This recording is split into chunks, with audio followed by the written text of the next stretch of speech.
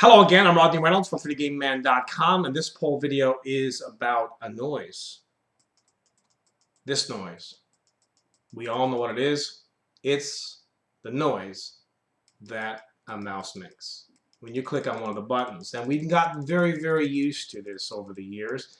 Now, I did a video review recently on a bunch of silent Nexus mice, and they're silent, virtually silent, unless you put it right next to your ear. But you hear it? Nothing, which is fantastic if you're in a studio environment. But this poll video is about, do you prefer to have a mouse like this, a regular mouse, which you can hear when you're clicking, and you can also get that tactile feel as well. Kind of confirms that you clicked on something. Or would you prefer a mouse like this that's completely silent? Head on over to 3dgameman.com, vote, and comment.